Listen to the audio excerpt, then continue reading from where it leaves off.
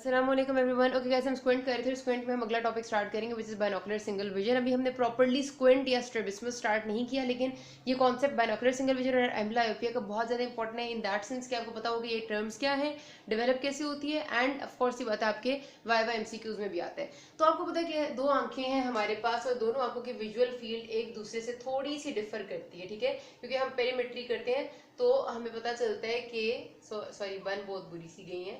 बहरहाल हम पेरीमेट्री करते हैं तो आपकी जो राइट आई है उसकी सपोज विजुअल फील्ड आई है ये हमारे पास, ठीक है, ये आ गई है, लेकिन लेफ्ट आई की विजुअल फील्ड आपके पास इस तरफ आएगी, ठीक है।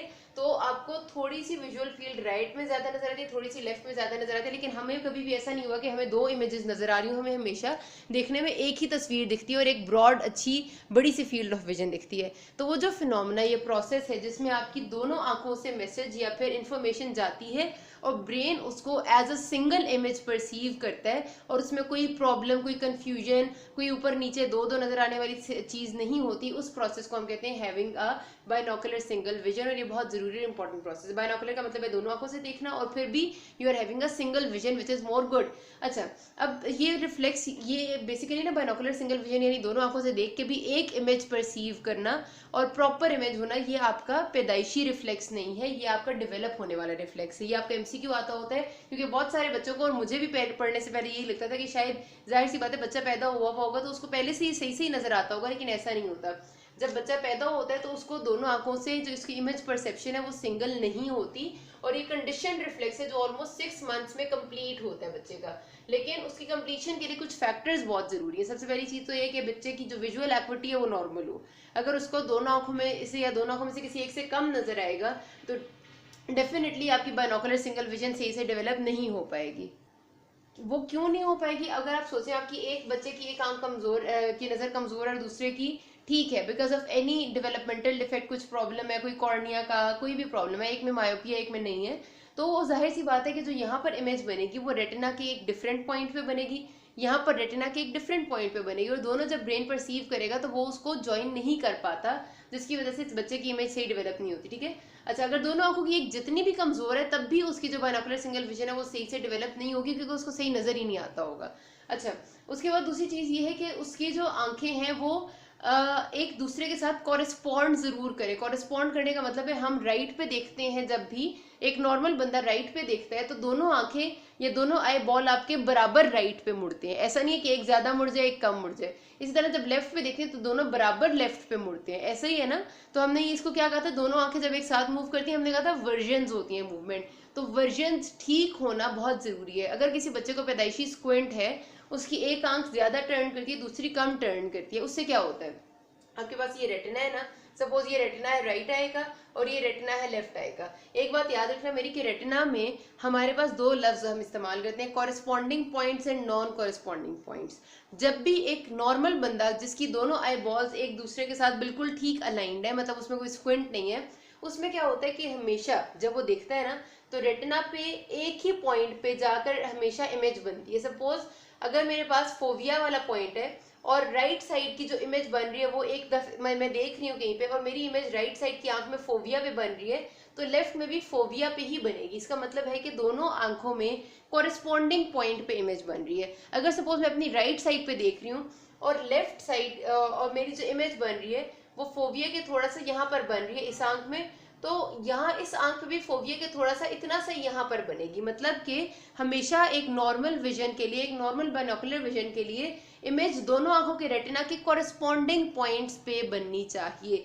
अगर ऐसा होगा कि मेरे पास एक आंख की पिक्चर फोविया पे बन रही है और दूसरे आंख की पिक्चर सपोज करते हैं कि यहाँ पर बन रही है, ठीक है, ये फोविया मेरे पास राइट आंख की फोविया पे बन रही है, दूसरी की फोविया के ऊपर बन रही है, तो डेफिनेटली आपके पास जो मैसेज जाता है ब्रेन की तरफ वो ब्रेन सही से परसीव नहीं कर पाता और उन दोनों को वो मिलाकर एक इमेज के तौर पे शो नहीं कर पाता, और इसलिए हम कहते हैं कि पेशेंट को डिफेक्टिव विजन हुई है, ठीक है।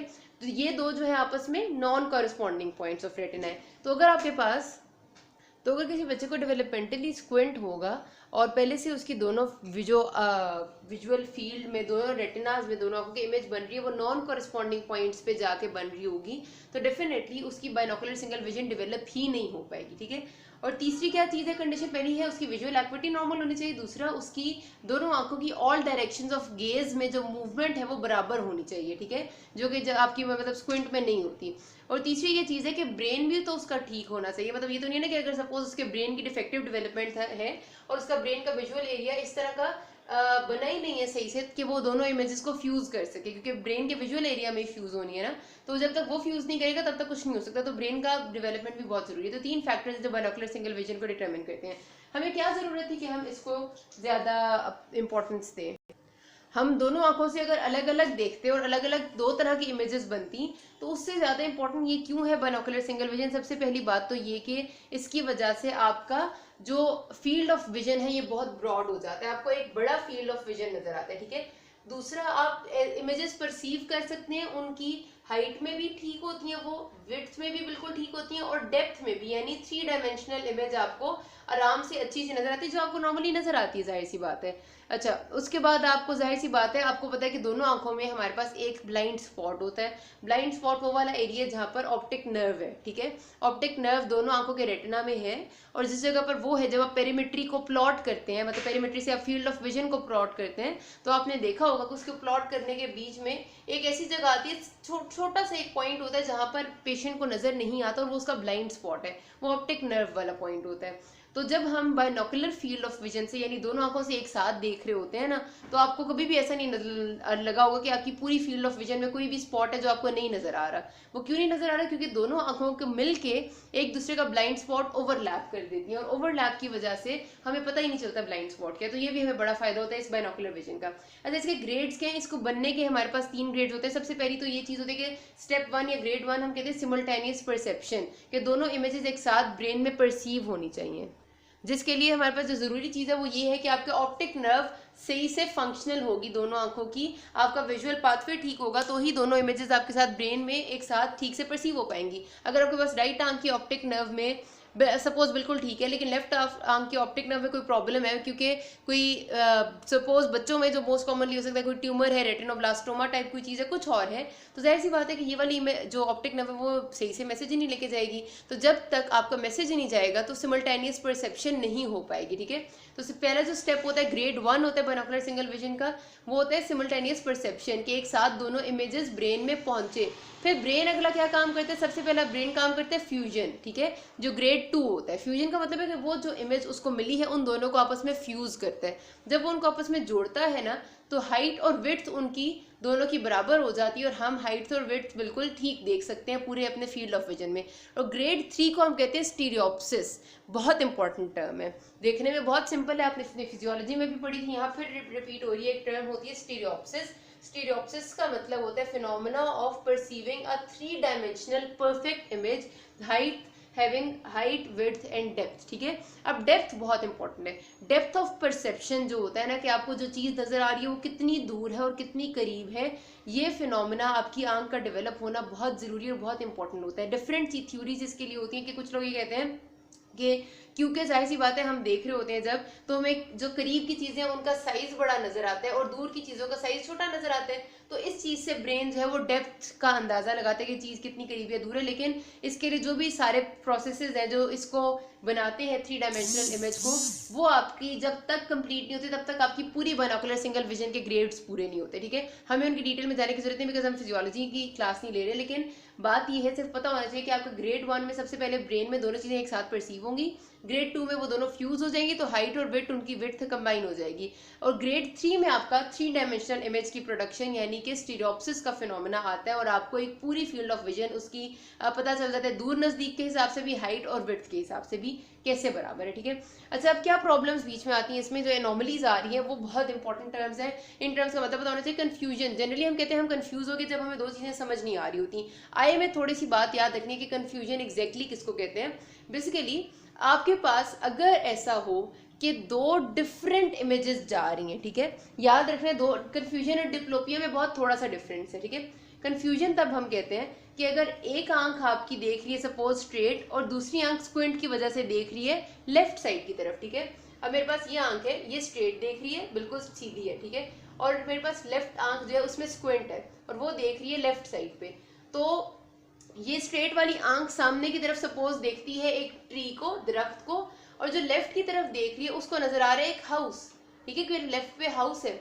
तो दोनों आंखों को जो तस्वीर नजर आ रही है वो बिल्कुल डिफरेंट है, एक को दरख्त नजर आ रहा है, एक को घर नजर आ रहा है। जब दो डिफरेंट इमेजेस जाती हैं ब्रेन में और वो परसीव होती हैं, तो जाहिर सी बात है एक दूसरे के ऊपर ओवरलैप कर रही होती है, क्योंकि ब्रेन को नहीं समझ आ रहा होता कि यार मैं दिखाऊं कौन सी, मैं ट्री दिखाऊं या मैं हाउस दिखाऊं, या मैं जोड़ूं किस तरह से उनको, ठीक है। तो ऐसे में जो आपकी कंडीशन होती है उसको हम कंफ्यूजन कहते हैं। तो कंफ्यूजन तब डेवलप होगी जब आपकी आंख दो डिफरेंट इमेजेस दोनों आंखों से आ रही होंगी। सेम इमेज कभी भी नहीं आती कंफ्यूजन में, और जो कंफ्यूजन के रिजल्ट में आपकी दोनों इमेजेस ओवरलैप होकर पेशेंट को शो हो रही होती हैं, इसलिए उसका दिमाग घूम जाता है।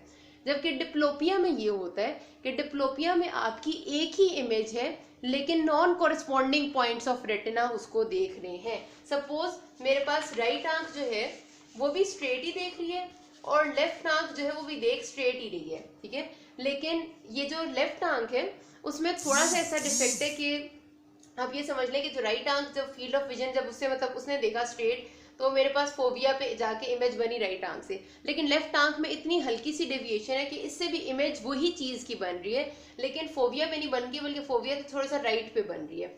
अब दोनों जो रेटिना के पॉइंट्स है वो non corresponding to each other है। जब नॉन कॉरेस्पॉन्डिंग पॉइंट्स की इमेज जाती है ब्रेन के पास, तो वो फिर उसको वो जाहिर सी बात है वो एक इमेज के तौर पे उसको बिल्कुल अच्छे से फ्यूज नहीं कर पाता, क्योंकि वो नॉन कॉरेस्पॉन्डिंग पॉइंट्स की इमेज होती है। तो ऐसे में पेशेंट को ना वो जो सिंगल चीज है वो दो दो नजर आती है। फिर आपने पढ़ा होगा कि डिप्लोपिया की डिफरेंट टाइप्स होती हैं, वर्टिकल डिप्लोपिया भी होता है, हॉरिजॉन्टल डिप्लोपिया भी होता है, मिक्स्ड भी होता है, रोटेशनल भी होता है।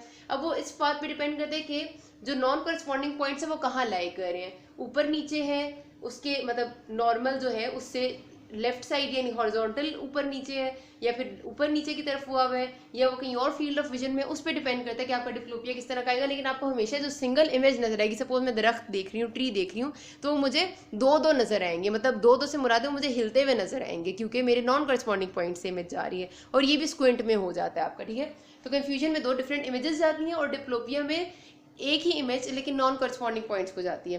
फिर हमारी बॉडी एडेप्टिव मैकेनिज्म जो इसके लिए अप्लाई करती है, पहली बात तो ये कि रेटिना जो है वो एक आंख का जिसकी उसको इमेज ज़्यादा अच्छी नहीं लग रही होती उसको सप्रेस कर देता है और हमें सिंगल इमेज दिखाते हैं जो कि किसी एक आंख ने बनाई हुई होती है, ठीक है, सप्रेशन कहते हैं इसको। और बच्चे अक्सर औकात एबनॉर्मल हेड पोस्चर करते हैं, ठीक है, जब उनको सही नज़र नहीं आ रहा होता तो वो उसको ठीक करने के लिए जिससे हेड पोस्चर पे उनकी दोनों आंखें कॉरेस्पॉन्ड कर जाती हैं, वो वही हेड पोस्चर अपना लेते हैं। सपोज किसी बच्चे की राइट साइड पे थोड़ा सा हेड टिल्ट करने से उसकी दोनों आंखों के रेटिना पे कॉरेस्पॉन्डिंग पॉइंट स्टिमुलेट होंगे, तो वो हेड अपने सर को राइट पे कर देते हैं, उसको कहते हैं हम एबनॉर्मल हेड पोस्चर। फिर एक दो बातें रहेंगी, एम्ब्लायोपिया और एबनॉर्मल रेटिनल कॉरेस्पॉन्डेंस, अगली वीडियो में बता दी। किसी कोई मसला हो you can ask me. Thank you.